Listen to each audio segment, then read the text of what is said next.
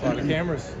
Can you just break down the process from how you got connected with Zach to how you ended up joining the staff in the role that they hadn't previously had before? Yeah, just I know Dan really well, and Dan, and I have stayed in touch over the last couple of years. So just really look forward to this opportunity, and we're really happy to be here. And it's been a fun time so far at the combine, and getting going through free agency and the draft, and look forward to getting started when we get back.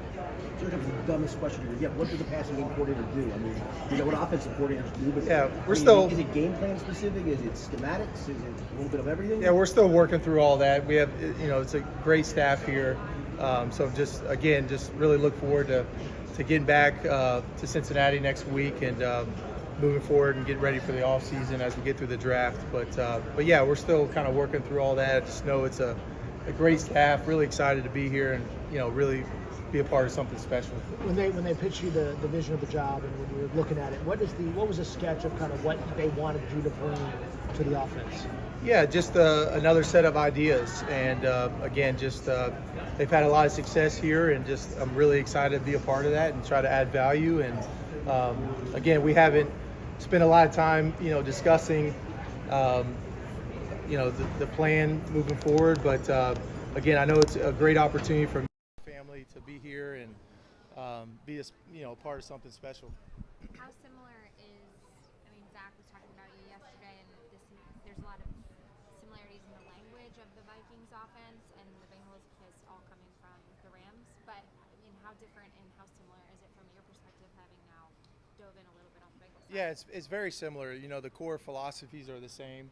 But what all the guys have done a great job of that have branched out from LA is kind of making it their own, building it around, obviously you want to start with the quarterback, and then, the pieces around the quarterback, the offensive line, tight ends, receivers, running backs. So I think all these guys have done a really good job of that. Coming from Minnesota, we with C.J. Ham, we had a fullback, we had multiple tight ends. So you saw, the last couple of years we played in a lot of 12, 21, 22 personnel. So again, it's a credit to all the guys that have branched out and made it their own, and it's a credit to them, and to fit the offense to their skill set of what they have, so again, excited to be here and really look forward to this opportunity. What makes an offense, a passing attack really effective in your mind? What are the biggest things, aside from just having the right personnel, that enables an offense to really pass at a high level? Yeah, it takes all 11 to do their job consistently, and obviously it starts with the quarterback and doing what he's comfortable with. But obviously Zach has done a great job of that with Joe and the receivers and tight ends and running backs that we have here. So again, really look forward to diving into that and moving forward to the off-season program as we get ready for training camp. One thing they believe in here is everybody has a voice, but you also want to have an informed voice, a strong voice. What's the fine line for you of wanting to have a voice in that offensive room? Yeah, again, it's a great staff with a lot of experience.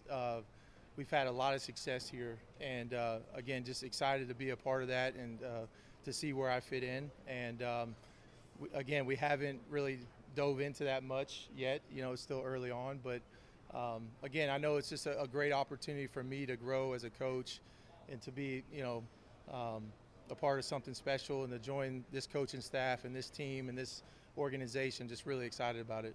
Have you talked to Joe at all yet, Joe? Briefly, saw him in the office last week. He was in working out, just introduced myself, talked to him for a few minutes. So really excited to get to know him and work with him, and I know he's having a good off season. What have you spent your time doing? Have you been studying Bengals tape or already preparing for the draft? Right. A lot of the first week I kind of dove into our current roster and probably watched 10 or 11 games, and then quickly from there moved on to free agency and started diving into watching free agents, and then now working on the draft. So it's been a busy few weeks. It's been a lot of fun trying to balance everything out and at the same time try to get my family moved to Cincinnati. So it's been fun. From your first initial impression or evaluation of the offense, just what's the biggest thing that stands out when you look at the playmakers that we have?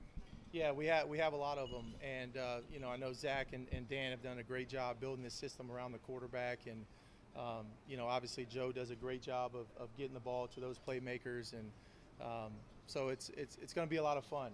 This roster is extremely talented with a good group of guys, so I'm really excited to be a part of it. What were some guys that you were coming up and really learned how to coach that really made a big impact on you and made you kind of say, these are the kind of coaches I want to aspire to be when I end up, becoming one? Yeah, I was extremely blessed as a player and as a young coach to be around some phenomenal coaches.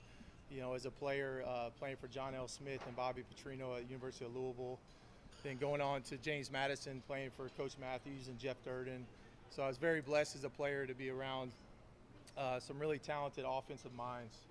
And then getting into coaching, a lot of friends in this business I've worked with and really leaned on through the years.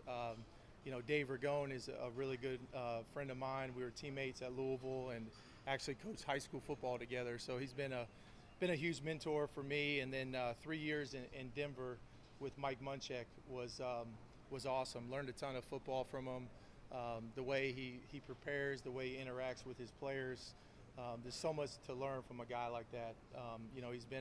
He's a Hall of Fame player. He's been an NFL head coach and one of the most well-respected offensive line coaches in this league. So, and then my time in Minnesota, those guys were great. Working with Kevin was phenomenal. Learned a ton from him and really appreciate the opportunity he gave me the last 2 years.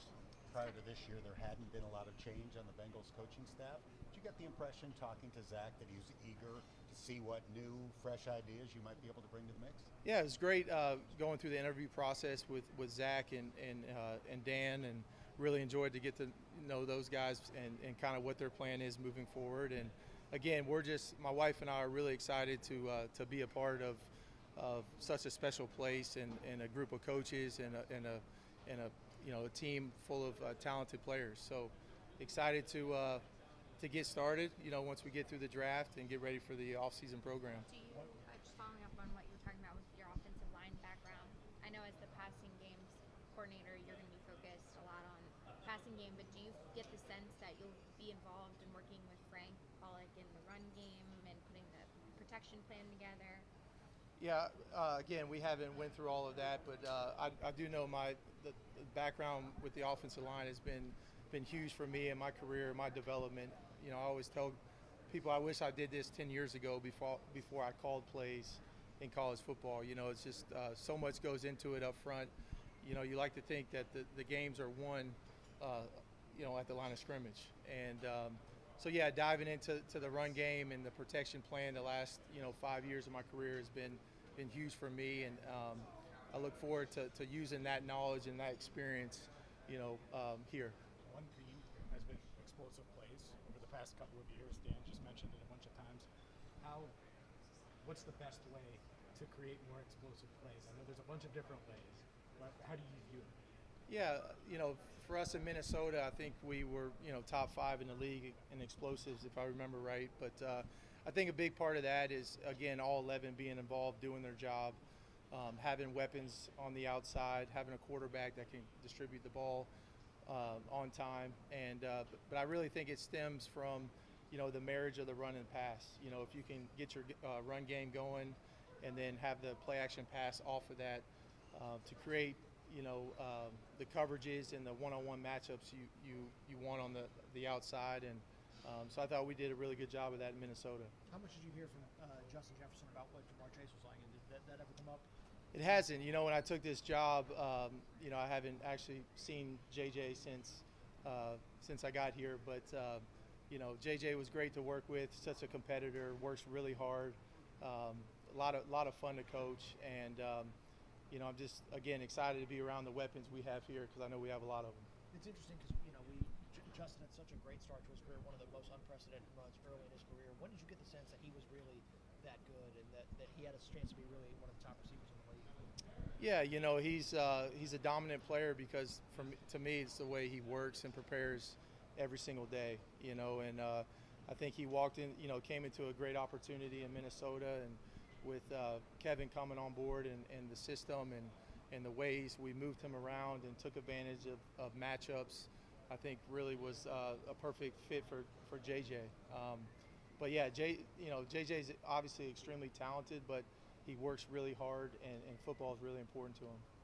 What position groups will you be looking at for free agency in the draft?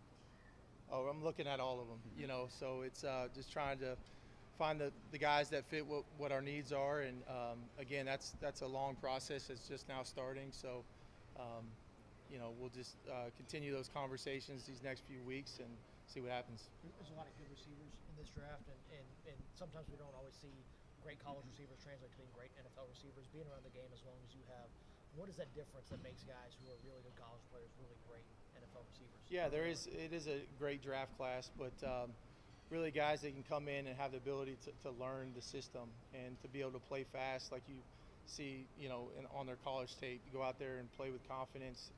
And so yeah, it's again a talented group. It seems like every year there's a good group of receivers, that can come in and have a major impact early.